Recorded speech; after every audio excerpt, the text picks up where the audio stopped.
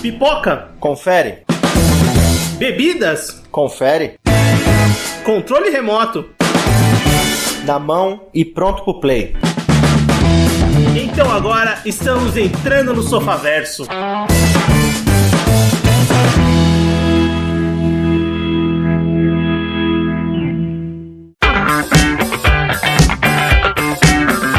Muito bem, Sofaverso começando. Voltamos para mais um episódio do seu podcast e hoje vamos falar de séries. Vamos falar de uma das séries mais aguardadas, talvez, da Netflix no ano e com certeza no mês de outubro. Vamos falar de A Maldição da Mansão Bly. E para conversar dessa série, eu tô com o Everton. E vocês acharam todos os fantasmas escondidos? Eu acho muito difícil. Só se você pausou e ficou procurando, né?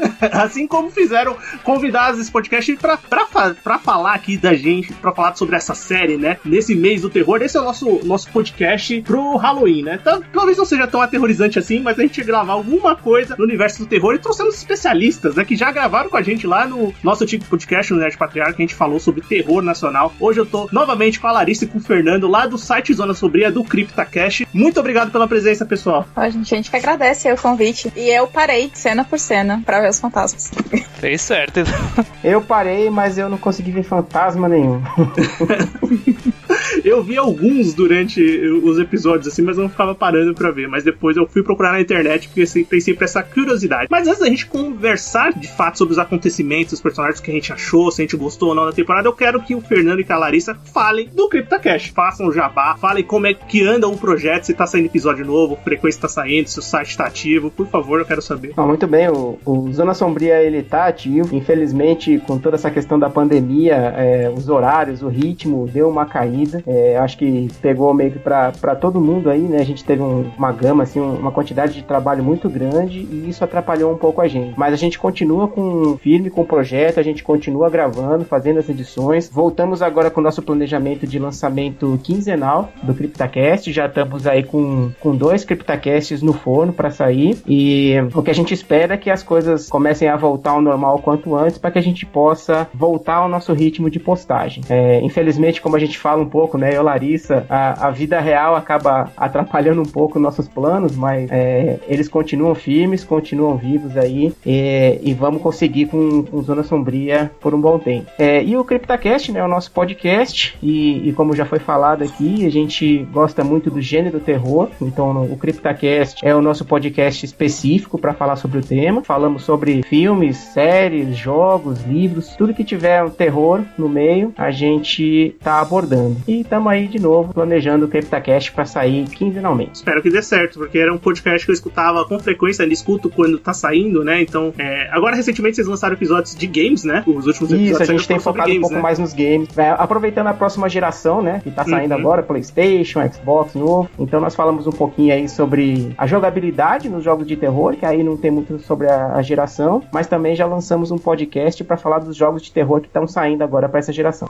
Bem legal. Bem, você ouvinte que não conhece o CryptaCast, por favor, vai lá, procura. Eles têm um conteúdo bem bacana, tem episódios muito legais lá, realmente, de filmografia. Você gosta de cinema, tem coisa de série, tem coisa de games, tem coisa que vai te agradar, com certeza, procura lá. Como Zona Sombria, né, você acha nos agregadores lá. Se procurar CryptaCast, eu acho que também acha direto, né, Fernando? Acha, tanto como Zona Sombria como o CryptaCast, tá fácil de achar a gente. Muito bem. Mais uma vez, obrigado pela presença e vamos conversar sobre A Maldição da Mansão Bly, nessa segunda temporada da série, que na verdade não é uma continuação direta, né? A Maldição da Mansão Bly é a segunda temporada da Maldição da Residência Hill, que foi uma série que saiu em 2018 na Netflix. É uma série que fez muito sucesso, foi muito bem de crítica, e eles resolveram continuar a série, né?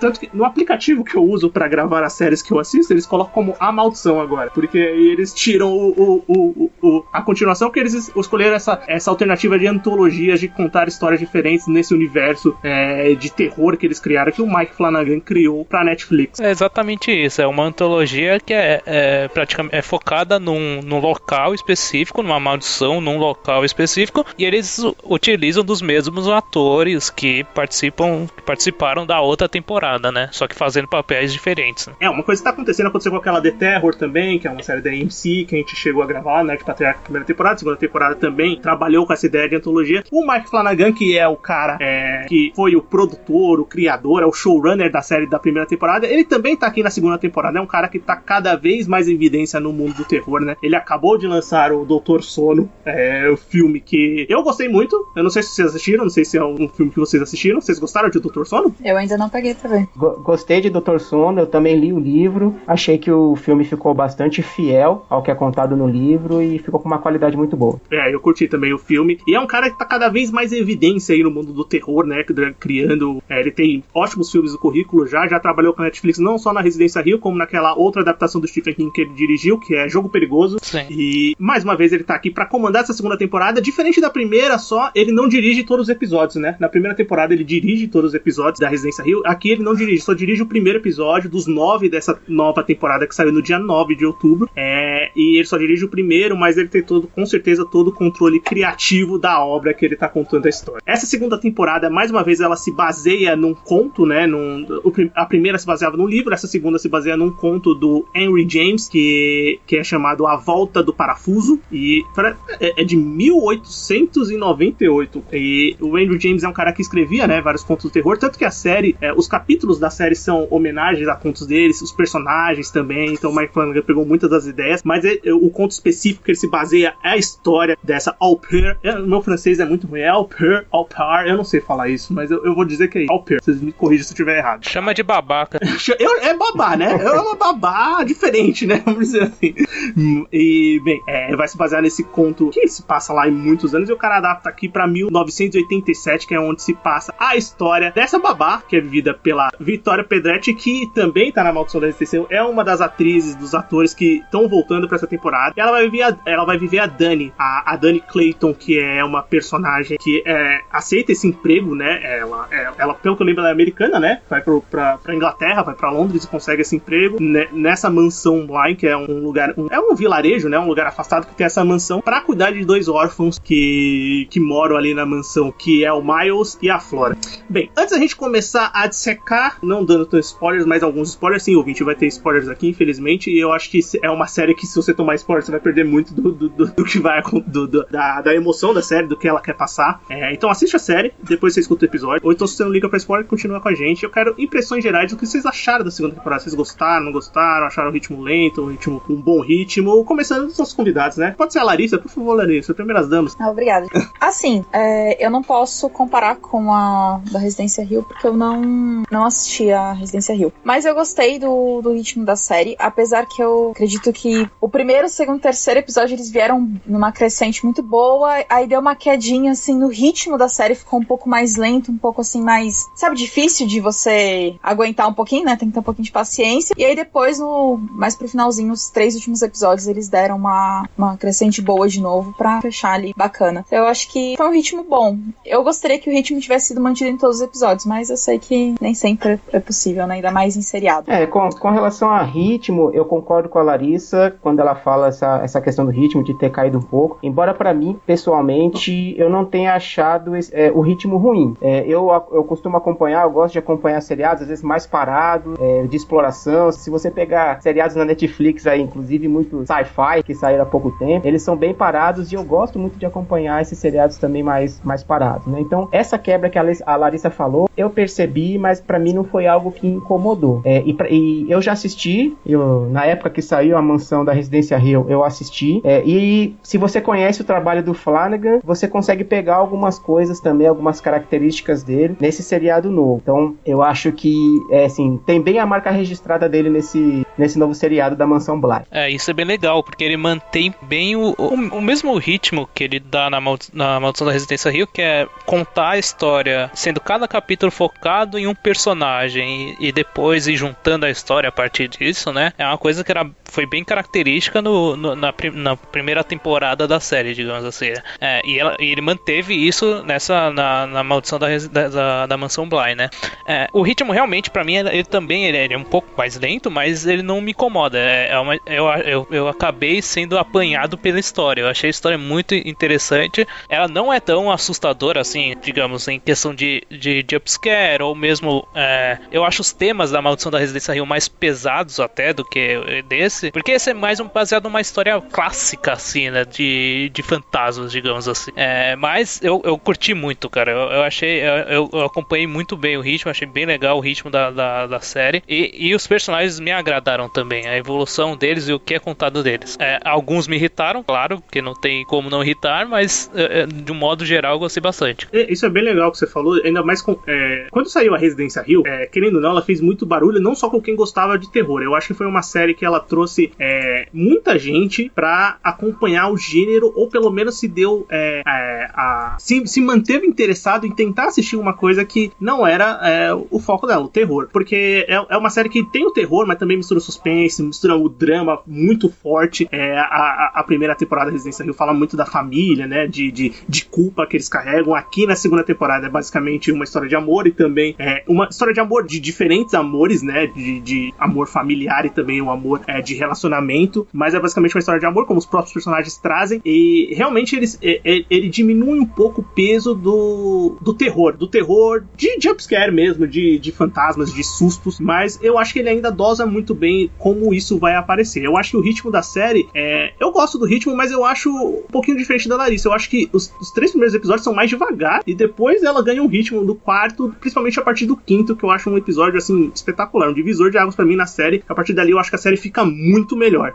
Mas, assim, eu gosto também, gostei muito da temporada. Eu acho que, assim, o roteiro é muito bom, os diálogos, e, assim, a história que eles contam e a forma que eles contam é muito boa. Eu acho que é uma série que ainda funciona muito pra quem não gosta tanto do gênero de terror. Eu acho que é uma série acessível pra essas pessoas também. E, cara, eu acho que ainda vale a pena conferir, e, logicamente, se você não assistiu a primeira temporada, assistir, mas que não tem relação direta. Até engraçado que eu tava lendo umas críticas, eu sempre gosto de ler críticas atuais, né, em relação ao que tá saindo. Teve um caso, teve o The Guardian, que é um dos maiores jornais, eu acho, lá da Inglaterra, né? O cara fez uma crítica, era uma nota lá de 0 a 5, né? De 1 estrela a 5 estrelas, ele deu 2 estrelas. Ele começa a crítica e fala assim: eu não sou um fã de terror. Aí, beleza, tipo, pra mim já tira toda a credibilidade da crítica do cara. O cara fala que não é um fã de terror e tá ali pra avaliar uma série de terror. Aí um dos escritores da série falou assim: não leiam a crítica desse cara e não leiam nada que sai desse jornal. Deu uma tretinha, né? Mas muita gente tweetou em cima daquilo porque acharam meio bizarro você colocar uma pessoa que não gosta de terror pra falar de uma série de terror. Depois procurei, que isso é engraçado. Tem várias coisas no Twitter. Você falou esse ponto sobre ser uma série também que acessível pra pessoas que não gostam de terror. E eu acho que é justamente essa a ideia, porque existem vários tipos de terror, né? Então tem aquela galera que gosta do gore e tem aquela galera que vai gostar de um terror um pouco mais como a Maldição da Residência Hill, ou a Mansão Bly, que é mais suspense, né, do que o terror. Na verdade, o terror é aquela pulga que fica atrás da orelha quando você termina o episódio, quando você fica tipo, putz, e agora? Que te faz pensar depois do episódio, né? E eu acho esse tipo de terror mais atrativo do que o terror jumpscare, e eu acho que ele também traz mais público, mas também tem aquele outro lado, né? Traz também tem o risco de vir o público que quer ver jumpscare, e aí não, tipo, não gostei, não tomei tanto susto, porque tem gente que acha que terror é só tomar susto, então. Sim. Eu acho que, bem, vocês podem falar melhor que eu ainda, eu acho que a fase do cinema jumpscare passou, né? Esperamos que sim. Não volto mais. Porque todos os filmes que saem de jumpscare recentemente, eles são detonados, assim, pela crítica, e também não é mais a mesma bilheteria do que a gente tinha. Os novos filmes de terror, assim, do tal do pós-horror, né, que eles chamam, que eu nem gosto muito desse termo, mas enfim, existe, estão trazendo de volta outros tipos de filmes de terror, de ideias pra você contar uma história de terror. E o Maldição da Mansão Bly, assim como o Residência Hill já tinha feito, traz muito do psicológico dos personagens, daquela questão do tempo, né, o tempo misturado, que eu acho que ele faz perfeitamente bem, e isso sempre traz muita gente pra assistir as séries, ou então, isso, eu acho que chama público esse negócio de você misturar a linha do tempo, misturar a cabeça do personagem. Porque você fica com aquela ideia do quebra-cabeça, né, você quer montar o quebra-cabeça da história, sabe?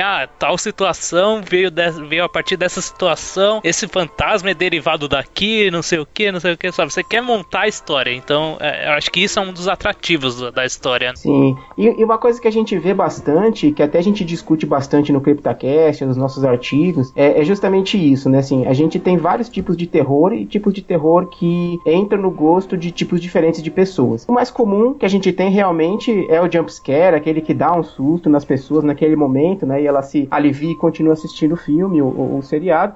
No caso aqui da Mansão Bly, ele é um terror diferente. É um terror realmente desse ponto que vocês falam, né? De conhecer o psicológico, de conhecer a história, juntar o quebra-cabeças. E é uma coisa que a gente até conversa bastante em alguns pontos, que talvez a gente nem considere isso realmente como um terror, né? Assim, o terror aí não é o ponto focal da história.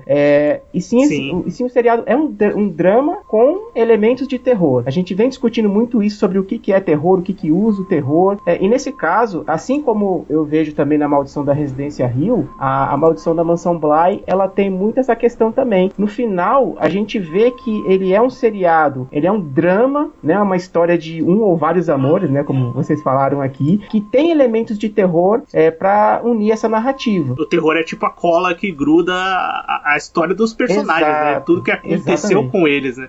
E é muito inteligente você pensar a forma como ele usa isso pra contar a sua história, né? Porque, assim, num termo geral, né? Depois a gente conversa melhor, mas eu acho que, tipo, a série é muito bem amarrada, né? Do começo, ele conta a história muito bem dos personagens, vai muito bem pro final. Eu acho até, ainda mais em comparação da Residência Hill, que o final dessa série é melhor que o da Residência Hill, porque eu tenho alguns problemas com o final da Residência Hill. Eu acho que esse ele consegue colar melhor a história como um todo, principalmente o último episódio, que ele é bem diferente, tipo, ele resolve tudo que a temporada contou ali nos primeiros minutos, né? Depois ele vai contar um final diferente. Eu acho que, tipo, ele ainda soube, ele contou melhor essa história, conseguiu colar melhor essa história, ainda mais com esses elementos de terror, né? De histórias clássicas de fantasmas. Eu só ia comentar que às vezes a gente fica meio bolado das séries ou os filmes contarem simplesmente tudo, né? Explicar tudo e não deixar o espectador não pensar, mas o que eu gostei foi você vai construindo junto com os personagens o que tá acontecendo, e ao mesmo tempo você acaba que desconfia de alguma coisa ou outra, e ao final ele te dá, tipo, olha, o que você tava pensando talvez esteja certo ou errado, sabe? Então, ele não deixou nada, como você mesmo colocou, o roteiro tá muito amarradinho, assim, ele tá bem gostoso, tipo, é uma história gostosa de você assistir, justamente porque ele tá bem amarrado, ele tem o início, meio e fim, ele foi bem desenvolvido, todos os personagens que foram colocados, eles foram desenvolvidos, nenhum personagem foi colocado ali, tipo, e depois, foda-se. Então é isso, assim, esse ponto de ele ter que explicar tudo, não foi uma coisa dele precisou ter explicado tudo porque você não foi capaz. Não, ele explicou tudo porque foi condizente com o roteiro. Explicar tudo como aconteceu, a história. Então ele é muito bom nesse sentido, desses, apesar de dar bem mastigado, não é ruim. Não fica uma parada meio assim, eu não precisava porque eu já sabia, sabe? Então... E eles usam muito a visual pra contar a sua história também, né? Tipo, o roteiro, ele é ótimo, tem diálogos assim, e monólogos mesmo, né? Dos personagens falando ali sem parar, contando a sua história, que funciona muito bem, mas também ele usa muito da parte visual, você só enxergar alguma coisa que aconteceu ali e já entender tudo que desenvolve. Eu acho que também, assim, a Residência Hill também já tinha isso muito bem, os atores são basicamente os mesmos, assim, né? Tem vários atores novos, mas, assim, a atuação de todo mundo tá num nível, assim, muito alto. Eu achei os caras, todos os atores muito bons da série, incluindo as crianças, que, essas crianças são fenômenos, pelo amor de Deus, são muito boas. Elas são simplesmente esplêndidas. Exatamente, elas são muito boas.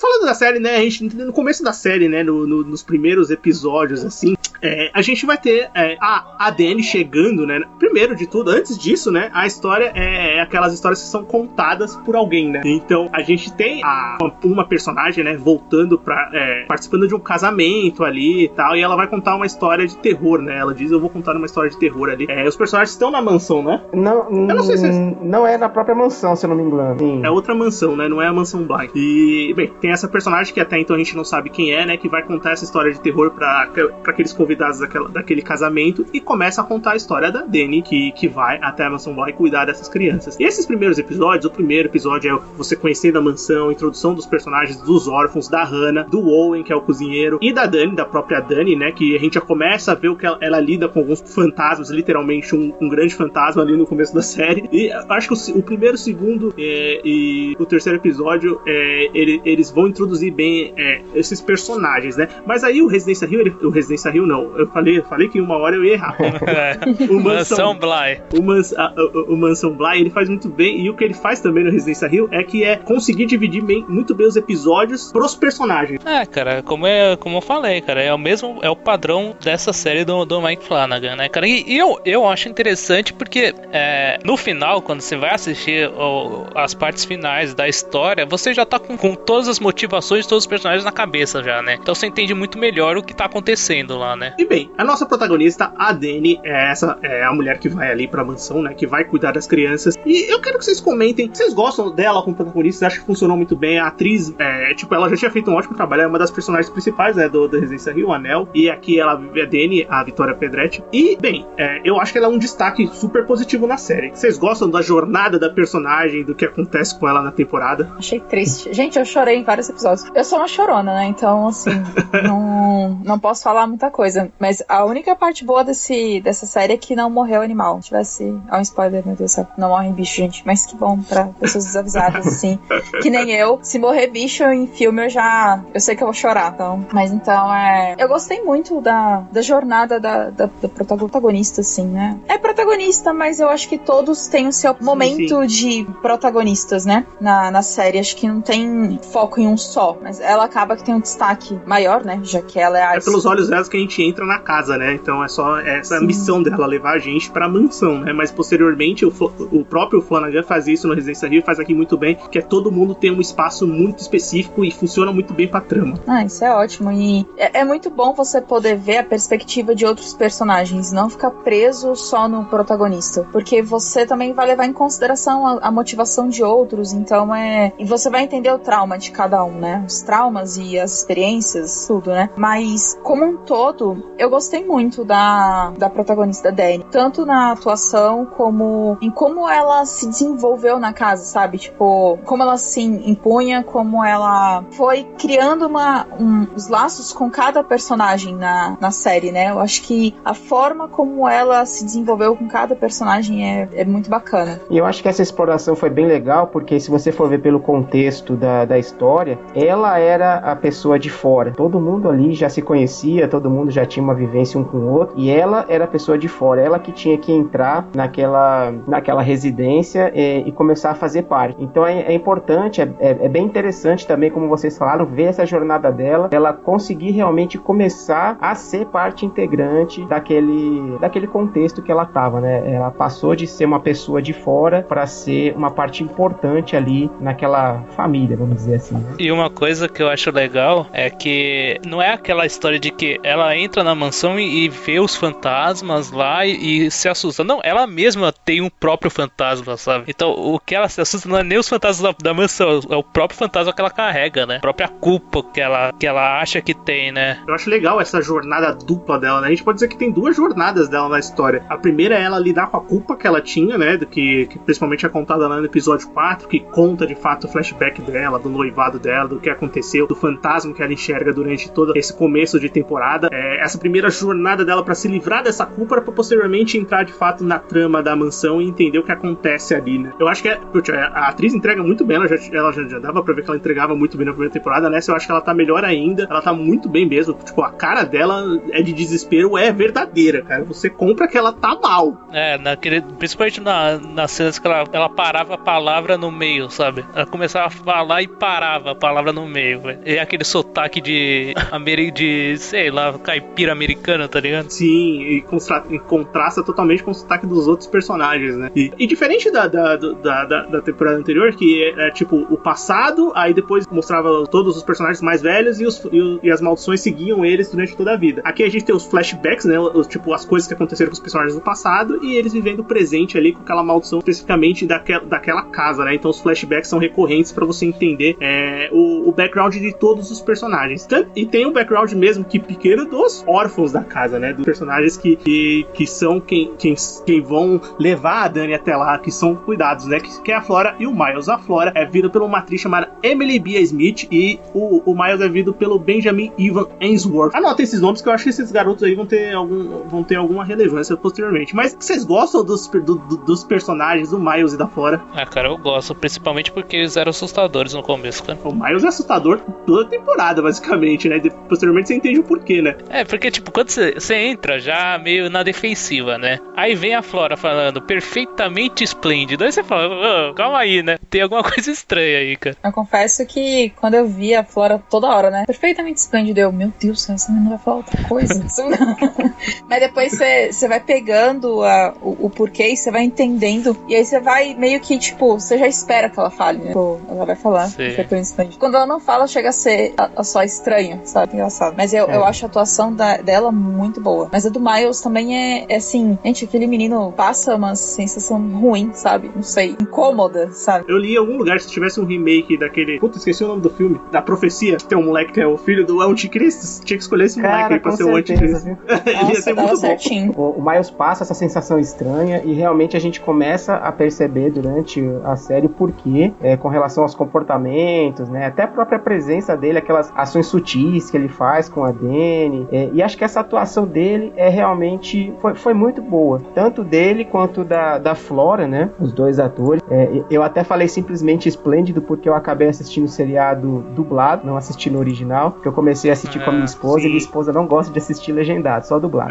Então, mas eu acho que a dublagem também ficou muito boa e deu pra pegar muito essas séries principais da Netflix, as dublagens são muito boas, cara. Eu até fiquei com receio de que não tivesse dublado, né, por conta da questão da pandemia. Vários seriados ficaram com a dublagem atrasada, né, mas esse aí foi uma dublagem muito, muito boa. E eles conseguem, como eu tava falando, assim, passar, né, essa inquietude deles, essa coisa assim de que eles sabem alguma coisa, mas não querem contar, tem alguma coisa acontecendo e eles estão cúmplices ali, né, entre eles dois, e cabe aos adultos, e mais especificamente a Dani, conseguir descobrir o que é que tá acontecendo. Então eu acho que esse ponto aí da cumplicidade dos dois, especialmente naquele episódio em que aparece o Miles lá no colégio interno e ele fazendo de tudo pra conseguir voltar pra casa, eu acho que foi também um foco bem importante ali pros personagens. Isso que é legal, porque você fica com aquela pulga atrás da orelha. Mas, pô, será que eles sabem dos fantasmas? Será que eles conhecem os fantasmas, estão sendo protegidos por eles, ou eles escondem isso do resto, né? E depois, quando acontecem as revelações, cara, aí você fala, pô, que legal, né? Agora eu saquei porque acontecia tais coisas, né? Uma outra personagem, acho que vamos falar primeiro do Owen, que é esse personagem que é o cozinheiro, que leva a Dani até a mansão, mas ele é um personagem que ele é importante pra trama, mas ele não é tão importante. Ele não tem uma história focada nele, ele é a parte mais natural, tá ligado? Sim, mas é um personagem que eu gosto muito. Toda hora que ele aparece, eu acho que ele tenta trazer um clima bom pra cena que ele tá, pro ambiente, mesmo acontecendo tragédias com ele também. Mas eu gosto do personagem dele, assim, mesmo ele não sendo, assim, fundamental pra trama. Ele não é fundamental, eu acho que a gente não pode chegar dizer que ele é um alívio cômico, né, mas eu acho que dá pra gente sentir realmente, assim, eu senti pelo menos um pouco aquela aura de segurança, né, parece que todo mundo se sente um pouco mais tranquilo, um pouco mais feliz quando ele tá próximo, e eu acho que apesar dele não ser um personagem central na trama da Mansão Bly, ele conseguia realmente, assim, trazer essa união dos outros personagens, ele serviu um pouco como uma cola, realmente, assim, das motivações entre os personagens, aí juntando eles todos. Ele não é um alívio cômico, mas ele é o alívio, né? Exato. De alguma forma ele alivia muitas coisas ali, cara. E eu acho que o personagem funciona também muito bem. Ele precisava desse personagem na trama, não dava pra ter só todo mundo com tragédias e, tipo, tudo acontecendo. Tinha que ter alguém que, alguma hora, coloca o pé no chão do pessoal e tenta trazer algum tipo de normalidade pra situação que eles vivem. Aliás, o Owen funciona muito bem pra esse papel. E ele mesmo até tem a sua própria tragédia pessoal, né? Que Sim. É a questão da doença da mãe. Mas você vê como isso realmente fica em segundo plano, porque ele só fala isso e é meio que uma desculpa pra ele sair de cena, né? Porque ele sai da mansão pra cuidar da mãe, ficar em casa, e quando realmente tem necessidade ele volta. Então, assim, até mesmo ele tem a sua tragédia pessoal, mas isso não é um enfoque da trama. É que o Owen é como um porto seguro pra todos os personagens, porque eu sentia muito isso quando eu assistia. Quando ele não tava aquela agonia, e quando ele apareceu, não, beleza, acho que vai ficar tudo bem agora, porque o Owen apareceu, né? Não aparece fantasma quando ele tá, né? Então, tipo, vai ficar tudo bem. Ele dava muito essa sensação de, tipo, quando ele aparecia, não, agora vai ficar tudo legal, tudo tranquilo. E era essa sensação que os personagens também, pelo menos, né, com a atuação de cada um, parecia que eles tinham com o Owen, essa relação dele ser um porto seguro mesmo, onde eles pudessem aportar e, tipo, não, beleza, aqui eu tô seguro, aqui a gente tá mais tranquilo. Então, assim, essa é a sensação, pelo menos, que ele passava. Tanto que tem aquela cena em que eles estão na lareira, todos eles em volta à lareira, e tá todo mundo mundo junto e dormindo. E até as crianças, assim, que elas têm todas umas regrinhas, né? Tipo, não pode caminhar na casa durante a noite e tudo. E elas estão depois do horário, mas como tá todo mundo ali junto, aquela cena bem, tipo, familiar, né? Então é uma coisa assim, não, tudo bem, a gente tá no meio da casa, mas a gente tá seguro, estamos todos aqui juntos. Então, assim, ele é um personagem... É Porto Seguro mesmo, não tem outra palavra. Uma coisa que você falou ali, que eu acho que é muito legal pro mundo, né? O Residência Rio já tinha isso, mas o Flanagan eu acho que ele faz melhor aqui nessa temporada, é criar um conjunto de regras pra um mundo que ele tá contando a história, né? Porque parece, tipo, história de fantasma, beleza, mas tem um conjuntinho de regras ali e você consegue entender mais ou menos como funciona a coisa, né? E isso ajuda a mover a trama também. Sim, eu acho interessante como o Flanagan e os produtores, obviamente, né, assim, eles conseguem extrair e colocar, assim, a coesão nas histórias, porque eu sou daquela pessoa que é adepta dos livros, né? Então eu sempre falo que o livro é melhor. Eu não li a Residência Rio pra saber, assim, a ligação, né, do seriado, o embasamento com o livro, mas eu li a Volta do Parafuso, ou a outra Volta do Parafuso, né, do Henry James, e ele é um conto curtinho, que deixa, na verdade, mais perguntas do que respostas, né? Então é muita coisa, assim, jogada, a gente pega muita coisa nas conversas entre a Dani e a senhorita Gross, né? Gross, e nesse caso aqui, ele pegou, assim, e expandiu bastante em cima dessa história. Então, realmente, assim, quando fala que a história é baseada e não é fiel ao livro, eu acho que não tinha nem como ser, na verdade, né? E ele pegou não só uma história, não só a Volta do Parafuso, né? Como também ligou até o mote da Mansão Bly como um outro conto que o próprio Henry James escreveu, né? Que é o The Romance of Certain Old Clove, que acho que não saiu, se eu não me engano, não saiu uma tradução aqui no Brasil, mas ele pegou então 2 contos do Henry James e colocou isso tudo numa única história só e que ficou muito bem amarrado, como a gente falou agora há pouco, né? Eu não sei se esse segundo conto é exatamente a história, mas tem mais um conto do Henry James, que é basicamente o 6º capítulo, que é do Henry Wingrave, que é esse tio que contrata a Dani pra morar, que é um conto que tem um personagem que tem o seu doppelganger lá e ele tem esse confronto com ele. E é basicamente um conto do Henry James também, que ele adaptou aqui pra sua história. Isso, é verdade, eu não tava lembrando desse, e realmente tem. Mas nesse caso, esse outro conto que eu comentei, é justamente o que coloca como pano de fundo a história da maldição da Mansão Bly, né, que é as 2 irmãs, né, que tem a questão do casamento, toda a questão do baú com as roupas, né, dela pra filha e tal, e ele colocou então esse outro conto também do Henry James como a base da história da Volta do Parafuso, e realmente assim, ficou bem explicadinho, como a gente falou, né, tem coisas que não são explicadas, o próprio conto do Henry James não tem uma explicação, e nesse caso aqui do seriado, eles não só colocaram uma explicação, como dedicaram um episódio todo pra explicar a maldição que tem na Mansão Bly. Sim, e é muito inteligente, né, você pegar essas ideias e conseguir adaptar várias ideias de alguns contos diferentes e criar uma história coesa, né, coesa como um todo. Mas você comentou, Fernando, de uma personagem que é uma das personagens mais importantes da série, que é a Hannah Gross, que também tem ligação direta com o Owen, né, e mais pra frente a gente vai descobrir exatamente por quê, que é mais uma história de amor, das várias histórias de amor aqui da série. E a Hannah, que é essa governanta da casa, né, da Mansão Bly, que tem a sua história, ela tá participando da série como um todo, e o capítulo 5, que pra mim é o melhor capítulo da série, ele vai pra mim, no capítulo 5, ele tipo, a série melhora muito, tipo, ela entra num ritmo muito melhor. Vocês gostam do personagem da Hannah? Eu gosto muito do personagem dela, e eu acho que, tudo bem que tem umas vezes que eu fico, nossa, mas parece que ela tá empacada, mas depois você entende o parece porquê, mesmo, né? É verdade. Mas depois você entende o porquê que ela é tão empacada, assim, tipo, dela vai, não vai, sabe? Tipo, nadou e morreu na praia, mas ela... E no próprio começo, né, Larissa, que ela não come, que ela não faz... Você fala, o que tá acontecendo com essa mulher, né? Você fica muito agoniado, tipo, ela não, tô com fome, não sei o que, eu, meu Deus, mas não come nada, tipo, não toma nem chá. Aí depois você vê ela tomando vinho, mas ela não come, mas toma vinho? Não tô entendendo. Mas, assim, é justamente esses detalhes que fazem a diferença e você entende depois, né, o que tá acontecendo. E eu gosto muito dos detalhes dela, assim, tipo, as roupas dela, cada episódio, cada momento ela tá com roupa diferente, a forma como ela se porta, assim, principalmente perto do Peter Quint. Eu gostava muito como ela batia de frente com ele, né? Então eu gostei muito da personagem dela, e ela era a personagem mais espiritualizada, né, se a gente parar pra pensar, né? Ela ia lá na capelinha, mãe rezava. Então, assim, ela tinha todo o jeito dela, né? A forma como ela lidava com tudo aquilo. E depois você descobriu que rola que é mais legal ainda.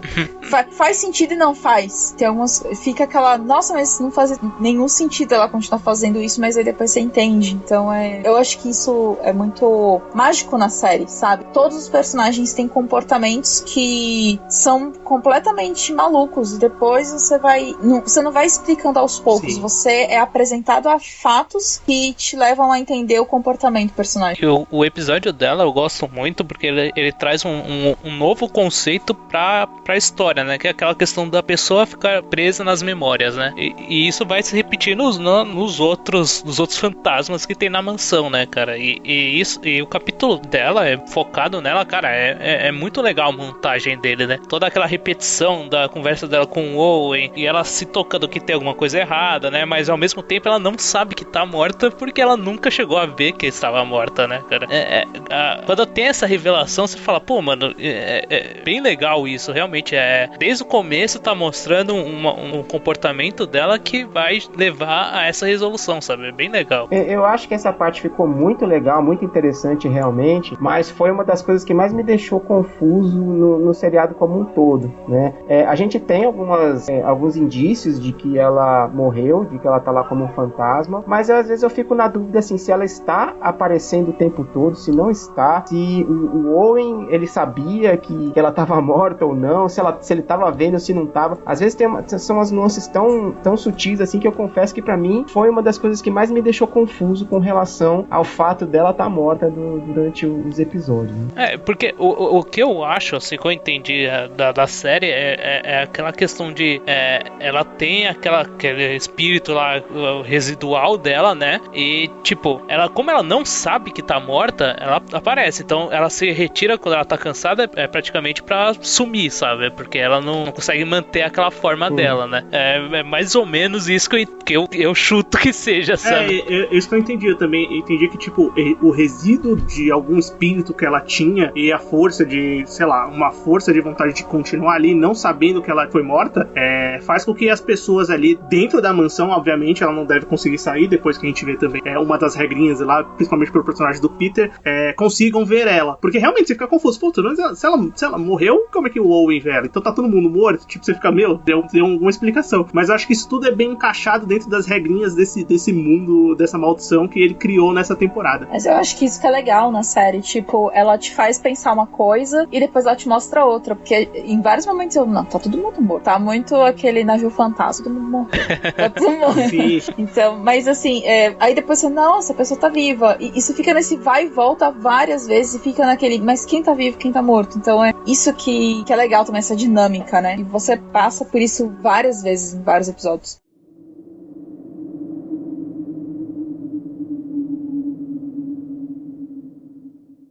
Bem, um personagem que a gente citou mais de uma vez, né, agora comentando da Hannah, é o Peter, que é vivido pelo Oliver Jackson Cohen, que é um dos atores que voltou. É um dos principais atores da primeira temporada da Residência Rio. Quem vive a Hannah é a Tina Miller, é uma atriz, então vou falar o nome dela porque, ela manda muito bem aqui nessa temporada. E bem, tem o Peter Quint, que é esse personagem que ele tá mais relacionado ao passado das coisas que aconteceram ali antes da Dani chegar, junto com a Rebecca. A Rebecca também é a antiga au pair que tinha na casa e bem, quando a Dani vai pra lá, a gente já sabe que ela morreu. Por algum motivo, a gente sabe que ela morreu. E a partir da história... Não só que morreu, a gente sabe que ela morreu na mansão, né? Isso, ela morreu na mansão. Então, não bastasse os órfãos ter perdido os pais, ainda a au pair que foi cuidar deles morreu na própria mansão, né? Então, tipo, a tragédia não para nessa série aqui. É uma tragédia em cima da outra, que a gente já percebe. Tanto que quando vai ver o flashback dos personagens, só é tragédia também. Meu Deus, não tem como não ter fantasma ou forças negativas, né? Só dá ruim na vida dessas pessoas. E a gente tem o primeiro episódio que vai contar a história deles é o terceiro episódio, lá, Ecos do Passado, chama no episódio, parte 1, que é o que vai contar a história do Peter e da Rebecca. E aí, eu já sei que o amor pelo Peter e pra Rebecca não é tão grande quanto é pelos outros personagens. A Larissa tem uma palavra pra definir o Peter, né? Hansel, ele é babacão. Boy lixo. Ele é boy lixo? Ele é o boy lixo, assim, escrito.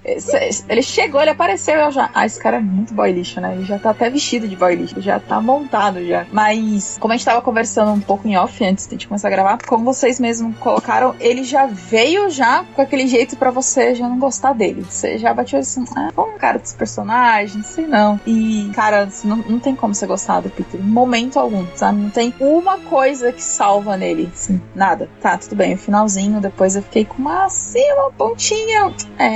Tadinho, mas não. Só que não. Nem a mãe dele, nem a chantagem da mãe dele. Não, a chantagem da mãe dele. Eu achei a mãe dele muito pela puta. Muito. Mas isso te faz entender todas as nuances desse personagem, todos os comportamentos, toda a virada dele como personagem. Ele era de um jeito, começa a ficar de outro jeito, e depois ele transforma esse outro jeito em outra forma, né? Ele vai... É mutável demais o comportamento dele. Ele é extremamente mutante. O tempo todo ele tá ali, ele vai de acordo com a situação e que convier pra ele, né? É muito legal porque ele guarda muito aquele rancor dele não ser o dono do local, o rico, tá ligado? Ele sempre fala, eu sou aqui um serviçal e sempre vou ser, tá ligado? E ele joga sempre isso na cara dos outros também. É uma base muito forte do personagem, né, cara? Ele realmente é feito pra você não gostar dele, principalmente no decorrer da história, quando você vê o plano dele, né? Que, tipo, tá certo, a parte dele ter roubado lá o cara já é uma escrotidão, mas, cara, beleza, né? Mas o plano final dele envolvendo as crianças aí já é muito filha da puta, sabe? É cruel num nível, né? Tipo... Uma parte legal dele é quando ele morre. Essa parte é bem legal. Fernando, pode falar.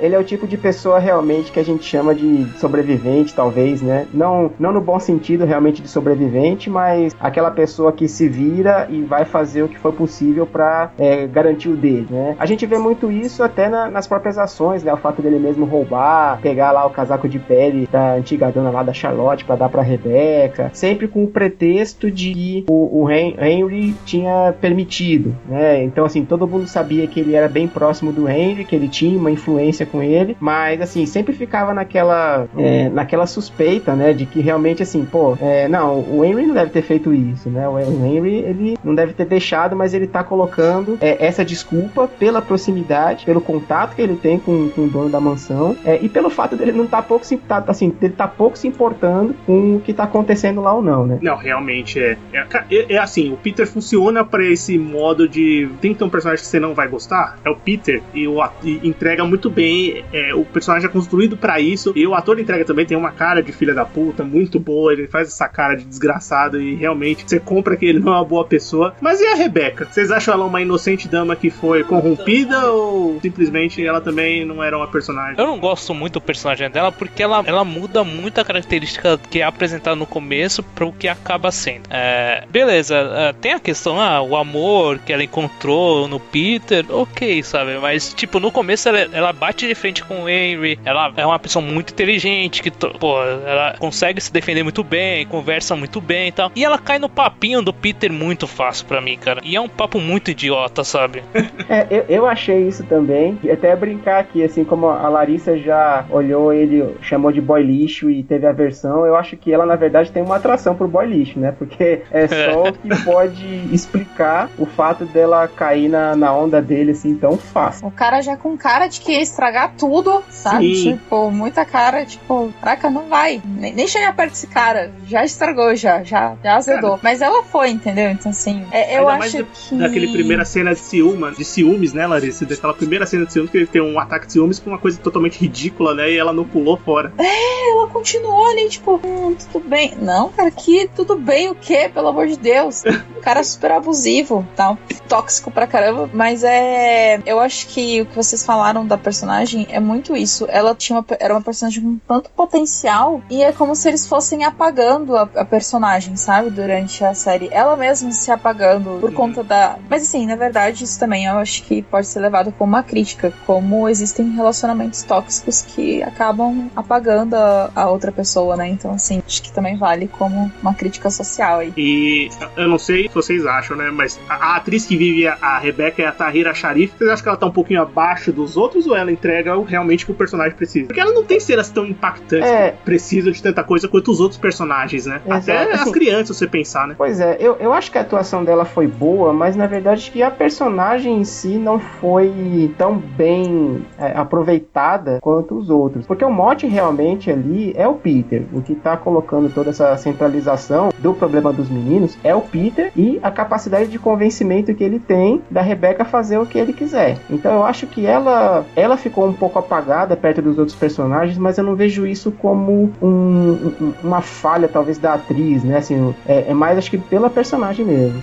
Eu também penso assim. Eu também acho que é isso. Mesmo porque pro texto dela não, sei lá, a importância dela é totalmente relacionada ao Peter, como você bem comentou. E o Peter também, a partir do momento que a gente vai contar essa parte, que a gente entende o comportamento do Miles, né? Que é muito importante também pra depois a gente entender o que vai acontecer nos capítulos posteriores. Mas, cara, eu não sei vocês, mas assim que aparece o Peter, acho que é o terceiro capítulo que ele aparece, você já saca que ele tem alguma influência no Miles, né, cara? Não sei se vocês acharam também. Eu, quando eu vi, eu falei, cara, puta, o Miles agindo daquele jeito é igualzinho esse cara. Eu não sei te dizer realmente, porque assim, eu já tinha lido o conto antes de assistir o seriado. Então, pra mim, acabou ficando um pouco natural, porque eu já sabia dessa influência que o Peter tinha com o Miles. Mas eu acho que ele tem, realmente, você consegue ver isso aí. Aquelas cenas, por exemplo, dele dando o isqueiro dele pro Miles, né? E ele utilizando, sempre acendendo em outros momentos. Embora a gente não saiba, às vezes, se ele tá só imitando, arremedando ali algumas ações do Peter, ou se naquele momento ele tá possuído pelo Peter, né? Eu acho que ele tem essa influência de... É porque é a influência de um adulto sobre uma criança, né? Da criança achar que ele é mais descolado, que faz umas coisas diferentes e tentar imitar ele de alguma forma. Eu acho que essa influência ele até tem. Mas depois a gente percebe que não é só uma influência, né? É um controle, de fato, espiritual da parada. Negócio mais encosto, né, cara?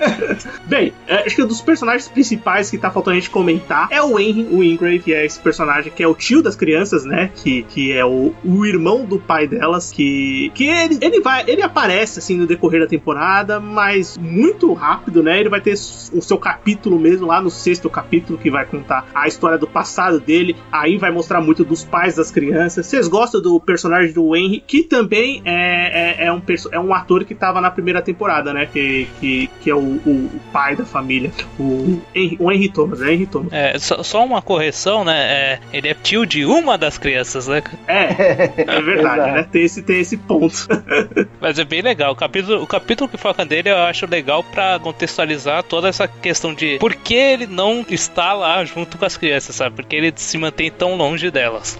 Eu acho que teve um pano de fundo bem interessante também, como já foi falado anteriormente aqui, sobre a questão de juntar, inclusive, outros contos do Henry James, porque no próprio conto da Volta do Parafuso, não tem essa exploração do personagem. A única coisa que a gente sabe é que ele contrata au pair pra cuidar dos meninos na mansão de Bly, que ele não quer saber de nada, que uma das condições que ele coloca, até pelo pagamento generoso que ele faz, é não ser incomodado com nada. Então ele basicamente não aparece, né? E aqui foi dado também no seriado uma importância maior pra esse personagem, que eu achei que ficou muito bem também, muito bem encaixado. E ele é um personagem que você fica com raiva, porque ele meio que cagueanda pras crianças, mas depois você entende também as razões dele. Agora, cara, aquele doppelganger dele, com aquele sorriso nossa, maléfico, eu ficava super incomodada. Eu falei, caraca, esse sorriso incomoda. Tipo, não era um sorriso, sei lá, maligno, era um sorriso incômodo, sabe? Tipo, e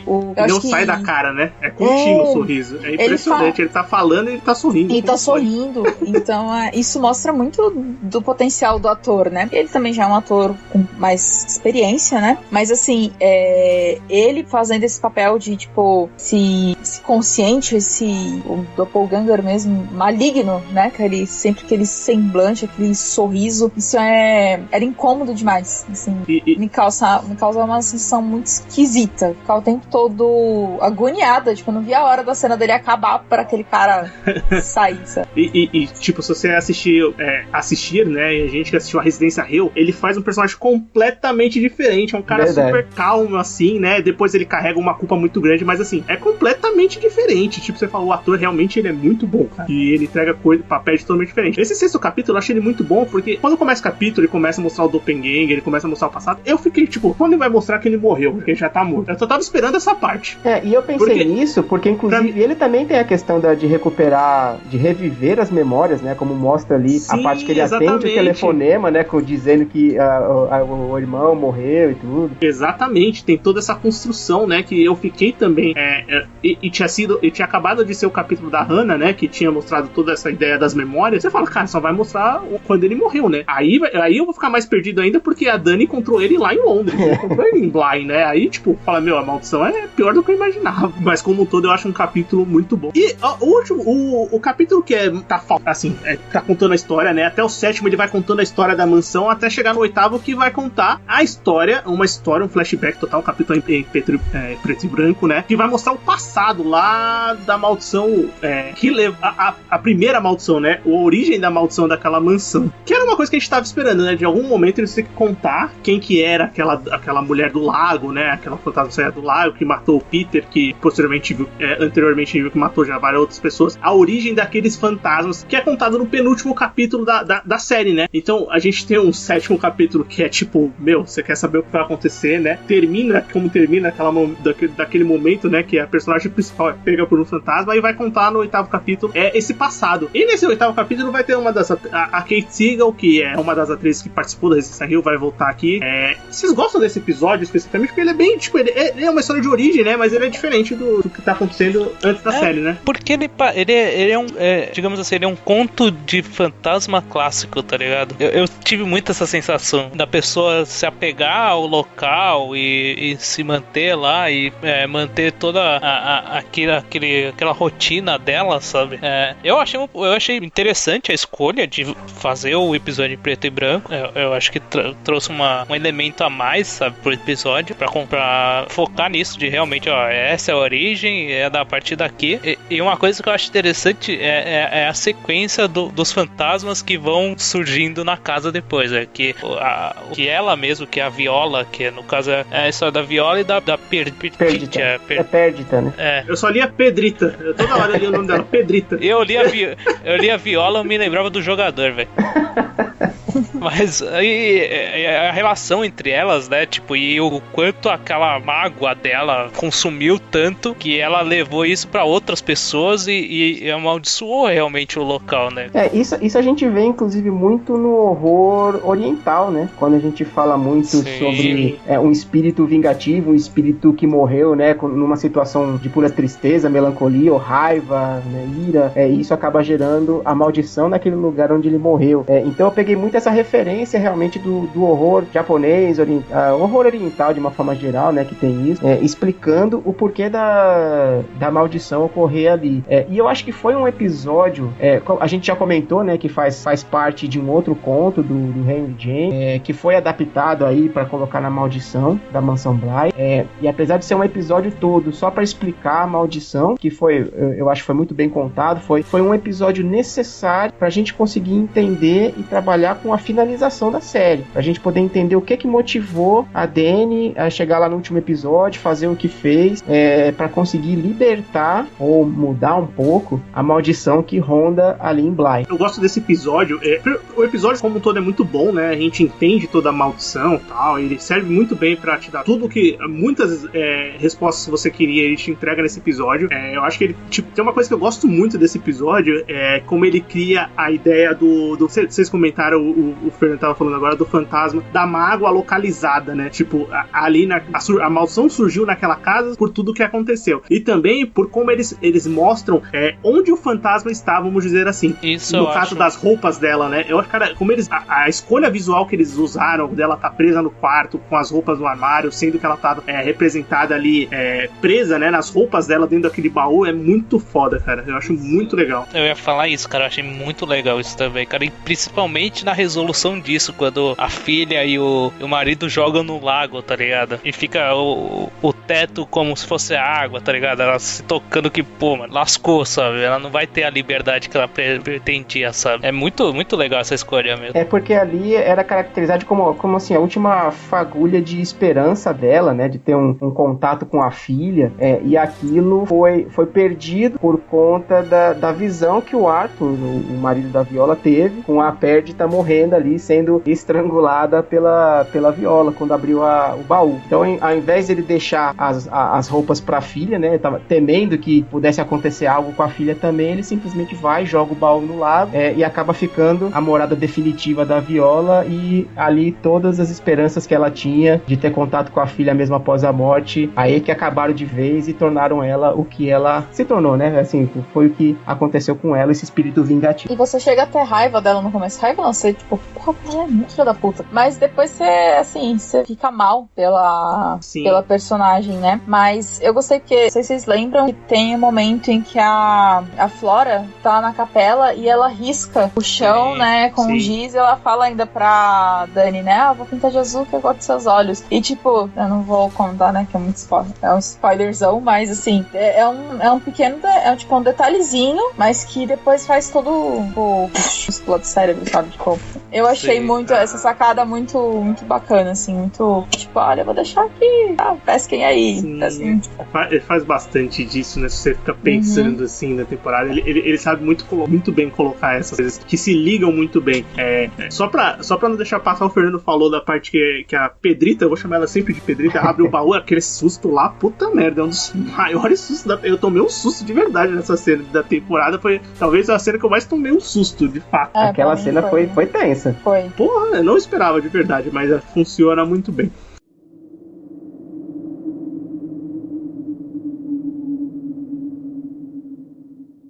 Mas eu acho que pra gente... Estamos chegando na reta final, só pra gente comentar como um todo. Vocês gostam do último episódio e também de uma personagem que a gente comentou, mas que é de suma importância, que é a principal história de amor da temporada, eu acho, que é a Jamie, né? Que é a jardineira da mansão Bly, e é a personagem que tem um relacionamento com a Dani, né? Cara, eu acho a resolução legal, bem legal. Principalmente por isso que você falou, que é as regras do universo lá, do mundo lá, né, cara? Essa questão de se você aceitar o fantasma como uma pessoa, como você e o fantasma como uma pessoa só, você acaba meio que incorporando ele, sabe? Essa regrinha eu achei que foi muito legal, o modo como eles utilizaram isso pra concluir a história, né, cara? Eu acho que ela teve uma participação mais ou menos parecida com a Rebecca, né? Porque assim, ela é um personagem que não tem tanta importância pra trama de uma forma central, mas ela é uma personagem que dava motivação pra Dani, a personagem principal. E a que estava do lado da Dani durante toda a história pós-maldição, né? Toda a história que ocorreu depois. Inclusive eu não sei se a gente conta isso como spoiler ou não, mas é ela que conta a história da maldição, né? No casamento. Uhum. Quando volta pra eles, aí já todo mundo matou, né? Volta pra ela contando a história, aí você tem aqueles outros personagens, vê o Owen, vê o Henry. Pra falar a verdade, você mata antes, né? Tipo, meio que a partir do momento que você vê que a Dani não vai, você fala, isso daí não vai ter resolução, então não é ela que tá contando, porque você tinha certeza que era alguém de lá que tava contando a história, sim, né? Sim, que é. Quando a pessoa fala assim, olha, eu vou contar uma história, mas não aconteceu comigo, você sabe que aconteceu com ela, né? É mentira, né? Você sabe que ela tá mentindo. É sempre aquele negócio, né? Aconteceu com o primo do amigo meu. Exatamente, sempre isso. Mas um cara mais atento ia notar o cara parecido com o Owen, tá ligado? Tipo, o cara ia sacar logo, tá ligado? Mas eu fiquei com essa pulga atrás da orelha o seriado todo, cara. Eu falei, não, esse cara aí é o Owen mais velho. Mas eu só realmente tive a certeza no último episódio mesmo. Mas eu acho bem legal isso que a série faz de terminar. Eles terminam rapidamente a sua história no começo do episódio e depois eles vão mostrar o que aconteceu com eles, né, depois. Eu acho que eles fizeram muito bem isso. E ainda mais com aquela ideia de que a maldição não ficou só em Bly, né? Ela foi carregada junto com a Dani. Mas no final das contas ela volta pra Bly, né? Pra encerrar, né? Exato. Eu só queria fazer um adendo assim com a escolha do casting pessoal mais velho, né? Eu fiquei meio mal acostumada. Eu não sei se vocês viram Dark. Depois de Dark, né? Cara, eu gostei muito da escolha do casting de Dark, assim, tipo, você via eles novos, você sabia quem eles eram velhos, sabe? Não, tipo, é um absurdo. Dark, nossa, eu ficava... Não sei como eles fizeram. Gente, será que eles são parentes? Assim, não é possível, porque as pessoas são extremamente parecido, assim, o casting é muito bom. E aí, quando eu vi a Flora e o Miles, gente, mas essa Flora e esse Miles não tem nada a ver. Cadê o povo que fez Dark? Por favor, vamos lá, a gente fazer o casting aqui. Mas, assim, fora isso, eu só achei que o personagem do Henry tava muito velho, não tava, não? Eu também achei. Eu fiquei com essa também, fiquei pensando nisso também. Porque, gente, mas, assim, tá muito idoso. O Henry não era tão velho assim, né? Pelo menos não aparentava, né? E o Miles também não tinha nada a ver, né? E eles optaram por essa ideia de que as personagens, as crianças, né? E o Henry, eles esqueceram, né, das coisas. Eles não têm. O Henry lembra. O Henry lembra. O Henry fala que as crianças esqueceram. O que é bem legal. Tá. Achei que o Henry não lembrava também. E é bem legal quando você vai ver de novo a parte no início, né? Que o Owen, mais velho, ele fala assim: não vamos contar essa história, não. Deixa pra lá. Porque, tipo, as crianças são elas que não sabem, elas não lembram, né? Então, tipo, apesar de ter acontecido com elas não lembram, né? Então é muito mais pessoal pro Owen, pro Henry, pra Jamie do que pras crianças, né, cara? Foi uma decisão que eles tomaram pra preservar as crianças. Né? E pode ser também um mecanismo de defesa do próprio psicológico das crianças, tipo, apagar aquela situação toda traumática e tipo, bola pra frente, entendeu? Agora, vida que segue. E eles não podiam deixar uma última cena, uma coisinha pra gente pensar, né? Bem, vamos dar nossas... Aqui, Larissa e Fernando, quando a gente tá falando de séries que estão saindo no momento, que são atuais, até de recomendação, a gente dá as nossas notas pra temporada. Então vamos de 0 a 10 maldições aí, vamos dar as notas pra A Maldição da Mansão Bly. Vou começar com a Larissa. Eu acho que a série merece 9,5, 9,5 quase 10, mas ela é muito bem construída, o desenrolar da história é muito bom, as atuações são excelentes. Não, vai 10, eu vou dar 10. Tinha muito tempo que eu não via, assim, que eu não me interessava tanto por uma história, eu me sentia tão imersa. Eu acho que eu gostei bastante. Durante a semana ela vai... Ei, Fernando, ela vai te mandar mensagem: assistir a Residência Rio, maratonei em 2 dias. Espera. Fernando? Eu dou a nota 9. Eu acho que tá, como a gente falou bastante aqui, assim, bem amarrado, bem interessante, muito bem colocado. Vários contos do Henry James numa história só, que inclusive utilizado para explicar um pouco sobre a maldição. A cadência, como eu falei, também achei muito boa. Eu assisti todos os episódios, assim, bem rápido, bem tranquilo. Gostei deles. Só fiquei um pouco confuso, realmente, como eu falei, a parte da Hannah Gross, que até agora me deixa um pouco confuso em que momentos em que ela aparecia ou não e tal. Mas eu acho que até isso faz parte também da própria confusão que o seriado em si pode causar, né? Everton? Cara, eu gostei bastante dessa temporada, né? Eu acho, pessoalmente, eu gosto mais da Maldição da Residência Rio, né? Mais numa lógica, assim, do que a gente já discutiu de outras séries, assim, pra mim um 8 eu acho que é uma ótima nota. Né? Bem, eu vou dar um 9. Eu gostei muito da temporada. Eu só acho que, assim, o começo dela eu acho um pouco devagar mesmo, mas eu acho que é um devagar. Eu também, como o Fernando, assisto séries super devagar. Tipo, às vezes eu recomendo uma série pra pessoa, eu falo, putz, essa série é muito boa. Assim, a pessoa fala assim, não passei do primeiro episódio, essa série é muito devagar. Eu falo assim, tem que dar calma, ela vai melhorar. Mas tem gente que não tem essa paciência. Eu acho que ela começa um pouco devagar, mas eu acho que quando ela engata muito bem. Eu acho que a história é muito bem contada. Os personagens são muito bons, as atuações são muito boas, a produção da série é muito boa, assim como foi na primeira temporada. Eu acho tudo muito bem. Eu acho que 9 é uma nota excelente pra Maldição da Mansão Bly. E o Everton fazendo os cálculos pra nossa média de nota 9. Pô, notão, né, Netflix? Com certeza essa série vai ser renovada pra uma nova temporada. Eu acho muito difícil não acontecer. Não tem nada oficial, eu acho ainda, pelo menos eu não li. Também não, mas pessoalmente eu acho que é uma das melhores produções da Netflix, sabe? É daquelas produções que são... A Netflix faz tanta coisa e essa é um daqueles destaques, sabe? É uma que é muito boa. Eles só precisam achar a história certa. Sim, mas eu acho que enquanto continuar na mão do Mike Flanagan e ele estiver por trás da produção mesmo, ele não ter dirigido todos os episódios da temporada é legal, que traz novos diretores também, mas aí, querendo ou não, um pouquinho a direção faz diferença. A gente percebe que tem nuances diferentes de direção ali nos episódios, mas eu acho que isso pode enriquecer bastante a série. Aqui nessa segunda temporada eu acho um negócio que funcionou, mas enquanto ele estiver por trás da produção geral da série, né, que é um cara que a gente vê que tem ideias muito boas e conhece muito bem esse universo, que gosta de contar essas histórias de terror, fantasmas, de suspense, esse drama, que o cara, querendo ou não, os roteiristas e ele não são muito bons só em contar terror, mas são muito bons em contar histórias de amor, né? Essa temporada mostra muito bem isso. Os caras são muito bons pra drama também, então eu acho que pode continuar saindo temporadas muito boas. Histórias não faltam, né? Não, com certeza não. Só falta, como eu falei, assim, pegar aquela seta pra ficar nesse clima aí que já teve na Residência Hill e na Mansão Bly. E pra contar esse tipo de história também, aí o Fernando e a Larissa, que são muitos dos filmes, também podem me ajudar. Eu acho que esse tipo de história que ele conta aqui na Residência Hill e na Mansão Bly, a série é o melhor formato pra contar, com muitos personagens, porque acho que o filme ele acaba, não tem tempo suficiente pra você contar também uma história como eles querem contar aqui, pra amarrar todos os personagens, essa história de terror e tal, que tem um background muito grande. Não, com certeza, eu acho sim, eu acho nesse ponto é importante ser um seriado pra gente conseguir explorar um pouco mais os personagens. A gente sabe que em filmes, não, assim, a gente consegue em alguns casos, mas realmente assim, você querer explorar uma história, colocar essa profundidade dos personagens, igual a gente viu no seriado, pra fazer isso num filme de 2h30, 3 horas estourando aí, ia perder muito. É muito difícil, você tem que ter você acaba que precisa de um personagem, né, central no filme, pra que você não se perca e não acaba perdendo e tendo muito furos de roteiro. Então, o filme acaba que te limita muito, né, enquanto a série, ela te dá mais abrangência. Com a nota 9, a gente vai terminando essa discussão sobre a maldição da Mansão Bly. Espero que você tenha gostado do podcast. Agora a gente vai pro nosso bloco final, certo? Certo. Recomendações, críticas e o que mais vier à nossa cabeça agora no bloco final.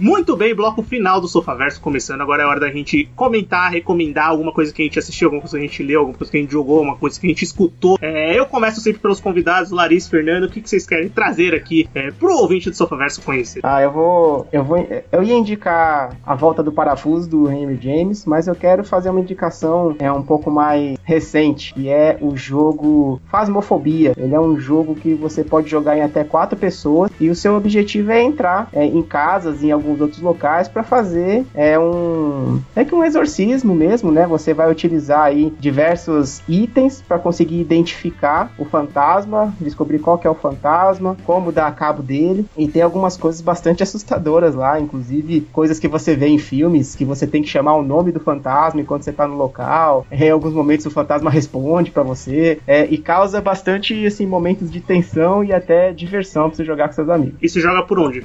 Celular? Pelo PC. PC? No stream deve ter, né? Ah, com certeza tem. Larissa? Bom, minha indicação também é um jogo. Eu vou indicar o jogo Carrion. Ele já saiu, acho que tem uns meses já. Mas é um jogo que ele não é tão terror assim, porque você é o terror no jogo, você é o monstro. E você... Ele é muito bom, assim, tem uma mecânica bem diferente, que você é um monstro, assim, tentacular, e você sai grudando nas paredes, sai matando as pessoas, devorando as pessoas. E você tem que ir explorando e ao mesmo tempo descobrindo o que tá acontecendo ou o que aconteceu através de pequenas cenas em que você pode acessar ter o controle de um humano, e aí você vai descobrindo o que aconteceu. É um jogo bem legal, não sei se é um jogo muito longo, mas ele tem pra várias plataformas, tem pra PC e os consoles. E quando eu falo os consoles é Xbox, PlayStation e inclusive o Switch. Não Nintendo Switch tem. Legal. Pra todo mundo. Esse aí não tem desculpa, né? A pessoa vai achar pra jogar de qualquer jeito. De qualquer jeito, Everton? Cara, eu vou indicar um podcast relacionado ao terror, assim, que é um podcast que eu acho bem legal, que é o Estrada Sobrenatural, cara. O narrador do podcast é o Márcio, né? Ele é produzido pelo Celésia. Eles são dois caras que eles se conheceram através de outro podcast, que é o Hangar 18. Eu ia perguntar se era esse. Eu ouvi eles comentarem. Cara, é muito legal, porque o Márcio, ele é caminhoneiro, então, tipo, ele conhece muita história, e ele conta de uma maneira como se fosse um parente seu contando, sabe? Uma história de terror, e é muito bem editado pelo Celésio depois, sabe? Então, você acaba se perdendo muito na história e tem um toque bem brasileiro mesmo. Então, é um podcast que eu indico bastante, acho bem legal. Bem, pra finalizar, acho que, não ando assistindo tantas coisas, mas eu finalizei uma temporada de uma das minhas séries favoritas, que eu não tinha finalizado, já tinha saído a última temporada, que é a 6ª temporada dessa série, que é Peaky Blinders. E tem gente que não assiste essa série ainda, eu não me conformo, tem que assistir. Peaky Blinders, essa série da BBC, que conta a história dos Peaky Blinders, né, que é uma gangue, né, uma gangue de crime, de gangsters mesmo, que se formou em Birmingham, na Inglaterra, lá em 1919, vai contar a história da ascensão deles e tal. Essa série de gangue, de máfia, com ascensão, é uma série da BBC que é muito bem produzida, o elenco é muito bom. A 6ª temporada acabou em setembro do ano passado, chegou na Netflix em setembro do ano passado, eu só assisti agora, mas as temporadas são curtas, são 6 episódios por temporada, Os capítulos são um pouco longos, né? Tem 1 hora por episódio, mas vale muito a pena. É a série muito bem produzida.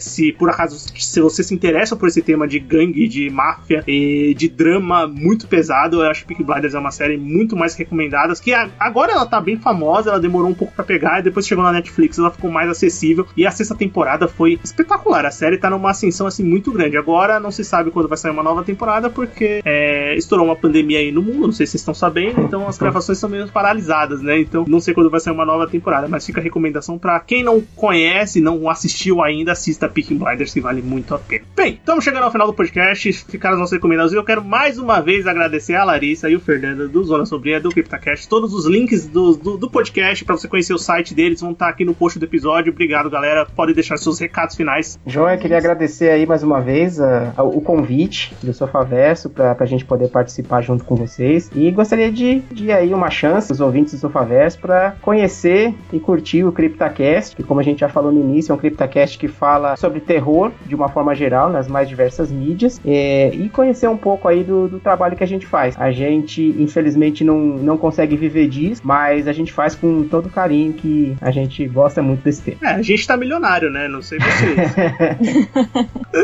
Larissa? Eu quero agradecer o convite mais uma vez aí. Valeu, meninos. E também chamar o pessoal pra curtir nossas páginas nas redes sociais, acompanhar a gente no Twitter. É o Fernando que faz o Twitter, não sou eu não. Então, já reclamação é com o Fernando.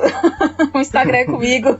Se alguém não gostar de alguma coisa que vocês falaram, vai chegar aí Twitter vocês reclamam com o Fernando, Instagram é comigo, não tem problema. Mas eu quero chamar vocês pra acompanhar o site, as nossas redes sociais, e também agradecer, meninos, aí pelo convite. É muito bacana assistir a série e poder também discutir sobre ela. Não, a gente é que agradece, e assim, eu faço questão, além de trazer o pessoal da Podosfera pra gravar a gente, de trazer podcasts que a gente gosta. O Zona Sombria é um podcast que eu gosto, eu escuto com frequência, a frequência que vocês lançam, né? E com certeza vai voltar a uma frequência maior, e eu vou escutar mais, mas é um podcast que eu gosto muito, tá, pra gente tá sempre tweetando lá quando sai algum episódio novo, alguma coisa, retweetando, né, colocando na nossa página. Então, você que escuta o Sofaverso, quer ajudar eles a ficarem milionários também, como a gente, né, gravando podcast, escuta o podcast deles lá, que vale muito a pena, tem muito conteúdo legal, e de diferentes coisas, séries, games, filmes, vale muito a pena. Mas é isso, se você quer continuar escutando o Sofaverso, você entra no site sofaverso.com.br, todo domingo tem episódio novo, você encontra a gente em qualquer agregador, Google Podcast, Spotify, Deezer, onde você